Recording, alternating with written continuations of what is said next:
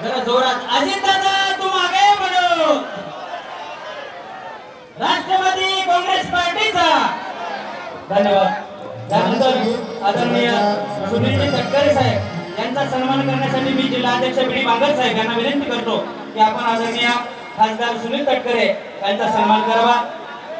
शस्त्रक्रिया झाल्या, मी सतत 2 वर्ष घरीच होतो, काय करावे काही सुचत नव्हते। माझ्या प्रत्येक ऑपरेशनला राजू भैया भेटायला यायचे।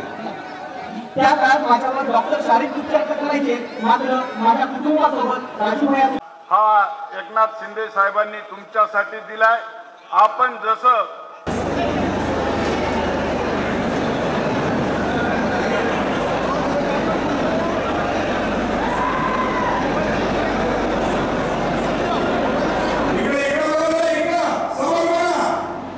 वसमत विधानसभा मतदारसंघाचं नेतृत्व सध्या चंद्रकांत नवघरे करत आहेत। अजित पवार यांच्या राष्ट्रवादीचे ते आमदार आहेत। महायुतीमध्ये राहून सत्तेचा वाटा त्यांनी या मतदारसंघामध्ये घेतलेला आहे आणि याच मतदारसंघामध्ये आता शिवसेनेचे राजू चापके हे सुद्धा विधानसभा निवडणुकीची तयारी करतायत तुम्ही। आणि या ठिकाणी तर विद्यमान आमदार जे ते राष्ट्रवादीचे म्हणजे तुमच्याच महायुतीचे आहेत। मागील 5 वर्षापासून शिवसेनेचं इथं तालुका प्रमुख म्हणून मी काम करत आहे। त्यानंतर महाराष्ट्र राज्याचे लोकप्रिय मुख्यमंत्री एकनाथजी शिंदे साहेब जेव्हा मुख्यमंत्री झाले तेव्हा त्यांनी मला शब्द दिलेला आहे की राजू या मतदारसंघात काम कर, ही विधानसभेची निवडणूक आपल्याला लढायची आहे। आणि त्या अनुषंगाने मी आदरणीय मुख्यमंत्री एकनाथजी शिंदे साहेबांचा शब्द घेऊनच या मतदारसंघामध्ये विधानसभेची तयारी सुरू केलेली आहे।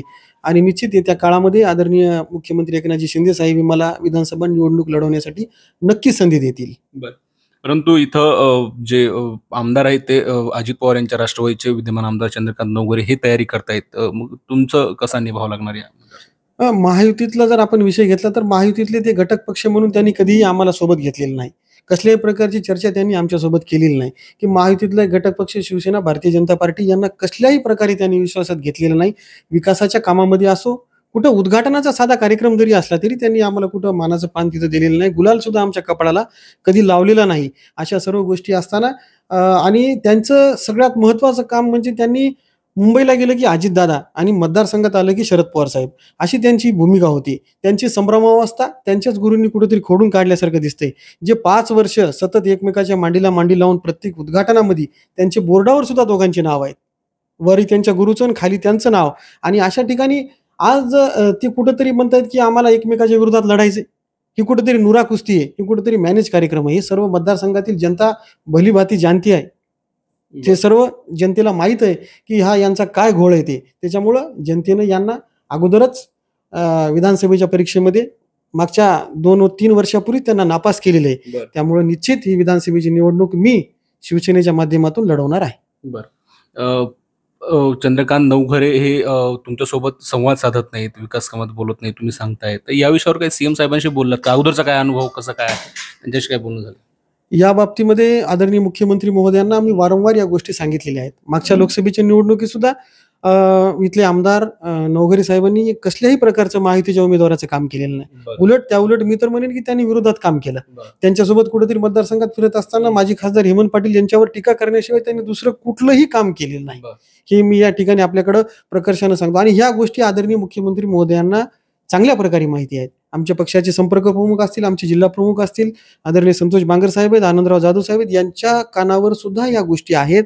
त्यांना या गोष्टी प्रामुख्यानं माहिती आहेत आणि या गोष्टी आम्ही वारंवार आमचे आदरणीय डॉक्टर जयप्रकाशजी मुंदडा साहेब आणि आम्ही स्वतः जाऊन मुख्यमंत्री साहेबांना या गोष्टी सांगितल्या की साहेब कुठेतरी आपल्या कार्यकर्त्यावर अन्याय होतोय आणि हा अन्याय मागच्या 5 वर्षापासून आम्ही सहन करतोय।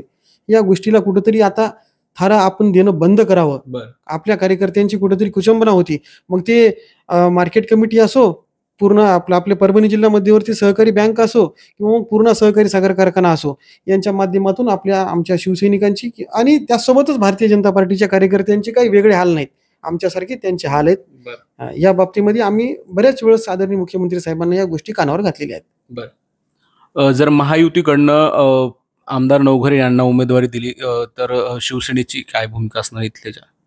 महायुतीमध्ये त्यांना तिकीट देणं ही अत्यंत चुकीची गोष्ट होणार आहे, कारण ते महायुतीचे घटक म्हणून इथं कधी वावरलेच नाहीत। महायुतीच्या मग ते भारतीय जनता पार्टी असो किंवा आमचे शिवसेनेचे कार्यकर्ते असो, यांना ते कधी आपले असे म्हणून कधी वाटलेच नाही। त्याच्यामुळं महायुतीतला जो कोणी आमचा मतदार आहे या मतदारसंघातला, तो मतदार त्यांच्यासोबत कदापिही जाणार नाही अशी आम्हाला खात्री आहे.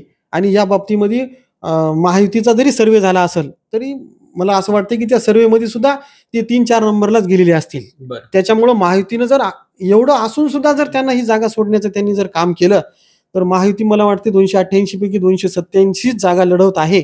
आणि कोणाच्या प्रेमाखातर लढवत आहे या गोष्टीचा कुठेतरी महायुतीतल्या सर्व घटक पक्षांनी, सर्वच नेत्यांनी, माननीय अजितदादांनी सुद्धा हा विचार करायला पाहिजे की बाबा कुठेतरी या गोष्टीवर आपण जो पराभव ज्या उमेदवाराचा अटळ आहे अशा उमेदवाराला आपण उमेदवारी देऊन पक्षाचं आणि महायुतीचं नाहक नुकसान करू नये असं मी त्यांना विनंती करतो. त्यांना नवघरेंना जर उमेदवारी दिली तर शिवसेना भाजप त्यांचं काम करणार का किंवा काय कसं असणार? आम्ही तर निश्चित महायुतीतले घटक पक्ष म्हणून, मी तरी एक शिवसेनेचा तालुका प्रमुख म्हणून आपल्याकडं मी सांगू इच्छितो की आम्ही बिलकुल त्यांचं काम करणं आमच्याच्यानं तरी शक्य नाही. तर हे आहेत शिवसेनेचे तालुका प्रमुख आणि जे विधानसभा निवडणुकीची तयारी करतायत ते राजू चापके. जर नवघरे यांना उमेदवारी दिली तर आम्ही त्यांचं काम करणार नाही. तर आमदार नवघरे यांनी महायुतीच्या विरोधात काम केलेलं आहे आणि या ठिकाणचे माजी खासदार हेमंत पाटील यांच्या विरोधात सातत्यानं टीका करण्याचं काम आमदार नवघरे यांनी केल्याची प्रतिक्रिया त्यांनी माझाशी बोलताना दिली आहे. Camera person आकाशसह Madhav Dipke, ABP माझा, वसमत, हिंगोली. एबीपी माझा, उघडा डोळे बघा नीट.